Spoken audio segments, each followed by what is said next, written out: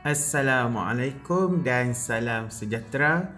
Bertemu dengan Cikgu Hafiz dalam video pembelajaran kita pada hari ini berkaitan dengan sejarah tahun 5. Baiklah murid-murid, pada hari ini Cikgu akan ketengahkan video berkaitan dengan unit 3, iaitu Bahasa Melayu Warisan Negara. Okey murid-murid, semua dah sedia? Jika semua dah sedia, bolehlah kita teruskan pengajaran dan pembelajaran kita. Untuk makluman murid-murid, ini merupakan video siri yang pertama. Okey, jadi selepas ini cikgu akan keluarkan siri kedua dan siri ketiga berkaitan dengan unit 3, Bahasa Melayu Warisan Negara. Tanpa melengahkan masa, ayolah sama-sama kita teruskan belajar. Semua dah sedia? Yes. Bagus. Positifkan diri untuk belajar. Baiklah murid-murid. Sebelum kita teruskan pengajaran kita pada hari ini, sukanya cikgu nak ketengahkan berkaitan dengan standard kandungan dan juga standard pembelajaran. Standard kandungan kita iaitu 6.3 Bahasa Melayu. Standard pembelajaran kita 6.3.1 menyatakan susur galur bahasa Melayu. Okey, kita nak nyatakan susur galur bahasa Melayu. Jadi kamu tahu bagaimana bahasa Melayu tu boleh wujud dekat negara kita, di negara kita lah. Jadi dia ada susur galur dia, sejarahnya bagaimana wujud bahasa Melayu dalam kawasan kita lah. Okey. So, baiklah murid-murid. Objektif pembelajaran kita pada hari ini, pada akhir pembelajaran, selepas ini sudah tamat video cikgu ni, maka kamu boleh dah menyatakan susur galur bahasa Melayu dan nilai kenegaraan. Nilai kenegaraan ni bagaimanakah orang kata ni bahasa Melayu ni boleh dikaitkan dengan identiti negara Malaysia. Bila kita sebut bahasa Melayu, negara Malaysia, kan? Jadi bagaimana bahasa kita tuturkan, gitu. Okey, baiklah murid-murid. Ini ialah cikgu nak tunjukkan peta ringkasan yang ada juga dalam buku teks kamu. Okey, kalau kamu lihat di sini, cikgu zoom sikit tu ada susur galur bahasa Melayu, taburan wilayah penutur bahasa Melayu dan juga peranan bahasa Melayu pada masa dahulu dan kini. Okey, baiklah murid-murid. Untuk makluman kamu semua, okey, yang ini yang kamu lihat sekarang ni, ini yang kita sedang lakukan. Cikgu buat kat kamu ni. Okey, yang cikgu buat kat kamu sekarang ni ialah siri 1.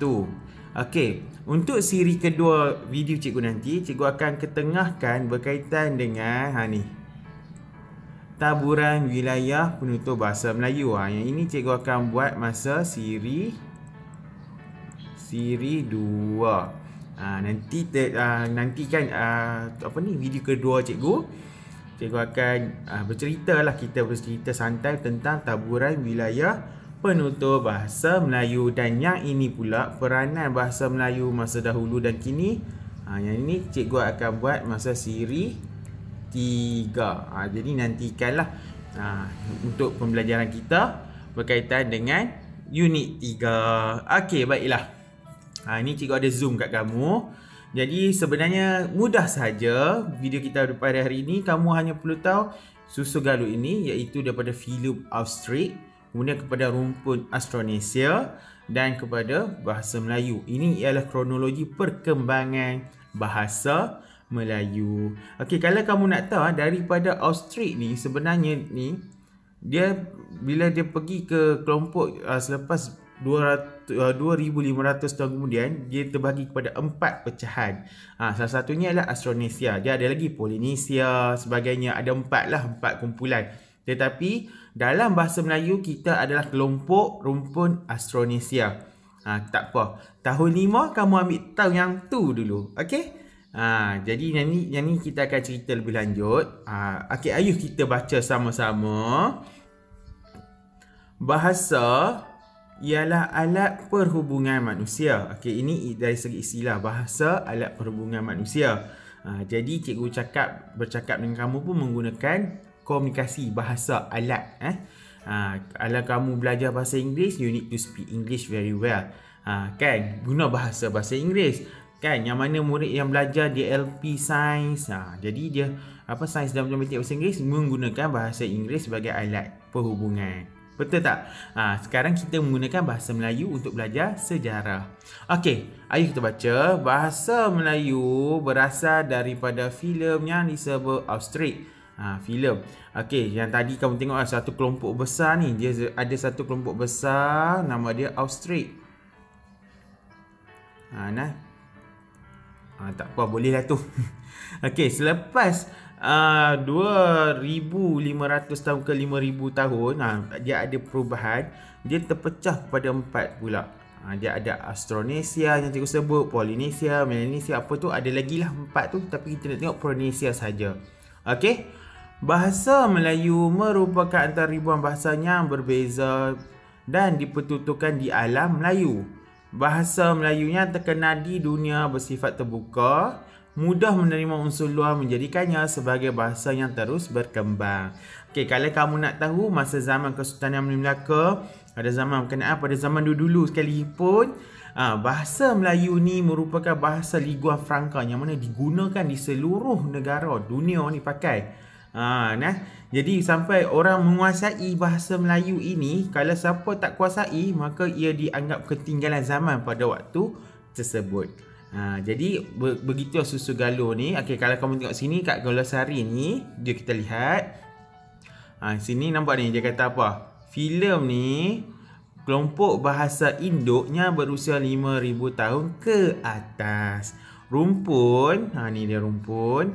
Kelompok bahasanya berusia 2,500 tahun ke 5,000 tahun ke atas. Maksudnya rumpun ni muda sikit daripada filem. Filem tu lagi lama. Okey? Jadi cikgu harap kamu jelaslah berkaitan dengan susu galur bahasa Melayu. Okey, murid-murid, ini di sini ada peta. Peta ni dari sumber Asma Dioma 2015, Ensiklopedia Bahasa Melayu Kuala Lumpur, Dewan Bahasa dan Pustaka. Okey, ini ialah peta tanah asal bahasa Melayu. Bahasa Melayu peta tanah asal bahasa Melayu. Nanti kan ada pula penonton-penonton lain yang tengok video cikgu, dia kata, oh iya ke ni semua tanah Melayu. Okey. Jadi bahasa Melayu. Okey, ini kita lihat dari segi konteks Austronesia. Okey, sebenarnya ada sejarah yang cukup panjang, tapi cikgu cerita ke sini berkait dengan sukatan kamu. Okey murid-murid, kalau kamu lihat, ini kan sebenarnya kita panggil ni kawasan semua ni Nusantara, termasuklah tu Jawa kat bawah tu kan. Ni semua ialah Nusantara. Sebenarnya Nusantara ni menggunakan bahasa Melayu. Bertuturannya mereka yang lama-lama dulu. Okey. Jadi kamu nampaklah perkembangan daripada peringkat filem kepada peringkat rumpun, kemudian kepada bahasa Melayu pada hari inilah. Okey, jadi ini semua ialah peta yang menggunakan bahasa Melayu. Kamu jangan harap cikgu dekat Vietnam ada ke orang cakap bahasa Melayu? Ada. Kalau kamu cari maklumat tertentu, okey, sebenarnya bahasa Melayu ni dah tersebar merata dah. Kan? Kamu boleh lihat dekat Pulau Kokos, Australia, perkampungan bahasa Melayu terus. Mereka bercakap bahasa Melayu, mengamalkan adat Melayu. Jadi sebenarnya di luar sana, di luar negara Malaysia, ramai orang yang boleh berbahasa Melayu dengan pelbagai dialek. Ada dialek, contoh kalau kita lihat kat Patani, bahasa Melayu yang kita kata dialek Patani lebih kurang dengan Kelantan. Kalau kamu lihat dekat Kemboja, di sesebuah kampung tu ada pakcik-pakcik, makcik-makcik yang bertutur bahasa Melayu menggunakan dialek Utara, Kedah. Jadi sebenarnya di luar sana sangat ramai orang boleh bertutur bahasa Melayu. Okey, baiklah murid-murid. Ini ialah ringkasan susur galur bahasa Melayu. Seperti kamu tahu tadi, kalau filem Australia ni maksudnya 5,000 tahun ke atas. Kalau rumpun Austronesia ni 2500 hingga 5000 tahun. Dia muda lagi lah. Kemudian barulah datang ke susun ni bahasa Melayu. Wujudnya cabang-cabang tu akhirnya sampai kat bahasa Melayu. Okey, jadi kamu faham Faham? Itu objektif kita menyatakan susun galur. Okey, sebelum kita nak terima kasih, sabar. Cikgu nak kongsi kamu iaitu berkaitan dengan ini dia perkembangan bahasa Melayu. Okey, kalau kamu lihat di sini cikgu letakkan abad lah untuk kita lihat. Okey, perkembangan bahasa Melayu iaitu bahasa Melayu kuno dan bahasa Melayu klasik. Okey, ini ialah untuk pengetahuan tambahan untuk kamu lah. Okey, bahasa Melayu kuno ni abad ke-7 sehingga abad ke-13 dia ada bukti. Kalau kamu nak tahu dalam bahasa Melayu kuno ni kan, dia banyak pengaruh bahasa Sanskrit. Ni cikgu cerita saja-sajalah, kita sembang Sanskrit contohnya kan, kalau kamu nak tahu antara bahasa Sanskrit yang ini. Apa ni nak baca ni? Cikgu bagi satu je lah. Dukkha. Kan maksudnya dukkha sedih tu. Salah satulah, banyak sebenarnya pengaruh bahasa Sanskrit ni. Okey. Kemudian kamu dapat lihat yang pada abad ke-7 ke-13 bahasa Melayu kuno. Kemudian bahasa Melayu ni berkembang menjadi bahasa Melayu klasik. Ini pada zaman Kesultanan Melayu Melaka kan, faham guna dulu. Okey, kalau bahasa Melayu klasik ni bahasa Melayu lama lah. Kuno, zaman lagi lama. Okey, klasik ni mereka menggunakan bahasa yang meleret-leret. Contohnya nak cerita pada waktu pagi kan, kalau kita pada zaman moden ini menggunakan bahasa Melayu moden, kita kata pada pagi hari Ahad yang lalu. Senang tak? Pada pagi hari Ahad yang lalu. Itu bahasa Melayu moden. Tapi kalau bahasa Melayu klasik ini, tersebutlah kisah rakyat sebermula yang terpancar cahaya kuning keemasan di balik bukit Temin. Maka muncullah mentari menyinar pagi. Tu dia. Panjang nak cerita pada suatu pagi hari Ahad. Contoh kan. Jadi itu yang dikatakan bahasa Melayu klasik. Dia panjang, berderet-deret, berjela-jela kan. Contoh zaman sekarang nak puji kan. Contoh Cikgu Hafiz kacak lah. Senang je. Tapi kalau zaman dulu-dulu, tersebutlah kisah seorang pemuda yang bernama Hafiz yang sangat cantik, rupawan, indah, bak permata, bersinar di alam ini. Tu dia. Ni cikgu bukan nak cerita apa dah. Cikgu nak cerita, nak tunjuk kat kamu beza bahasa Melayu moden, senang cakap terus, dengan bahasa Melayu klasik. Ni cikgu kongsilah bahasa Melayu klasik. Nak cakap sesuatu perkara cukup panjang, nak cakap satu je. Jadi bukan, cikgu tak ada apa-apa niat, cuma nak cerita kat kamu. Itulah dia bahasa Melayu klasik. Kalau bahasa Melayu kuno ni dia macam ada laksa. Bukan laksa makan tu. Laksa tu ialah pengiraan nombor lah kan. Lepas tu dia ada dukkha. Banyaklah 2-3 perkataan yang mana masih kekal kita guna sampai hari ini. Sebab apa? Bahasa Melayu ni dia berkembang, dia boleh beradaptasi mengikut zaman. Okey murid-murid, cikgu nak tunjuk ni bahasa Melayu yang macam lama lah juga kan.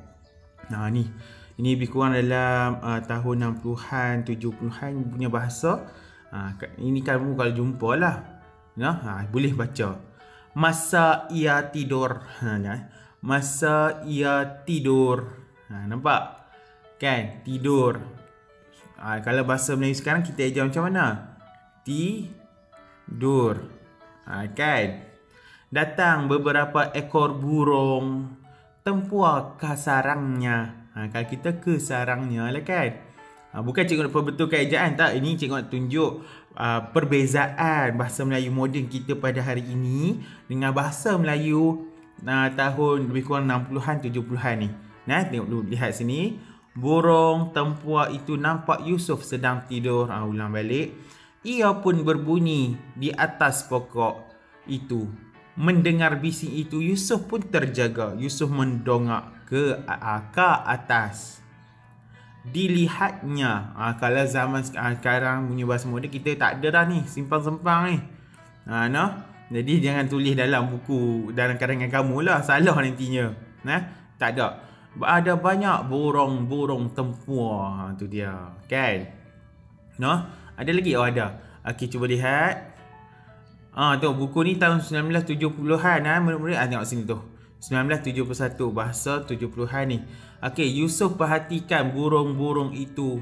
Lihat ada seekor yang menjadi ketuanya. Tengok ni dia tak sempang. Kalau bahasa Melayu moden ni sekarang punya kita tak ada dah, kita rapat terus.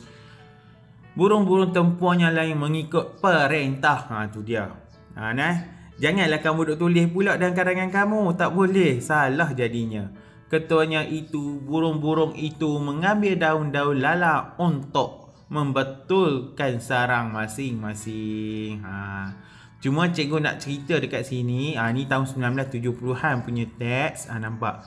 Jadi perkembangan bahasa Melayu ni, susu galur dia sentiasa berubah mengikut zaman. Kerana itu bahasa Melayu merupakan warisan negara dan masih relevan untuk kita gunakan sebagai bahasa komunikasi. Okey, jadi cikgu harap kamu semua jelas tentang pengajaran dan pembelajaran kita pada hari ini.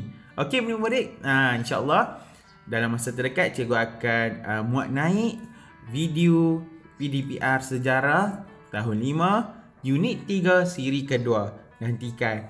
Dengan itu, salam sejahtera. Assalamualaikum. See ya.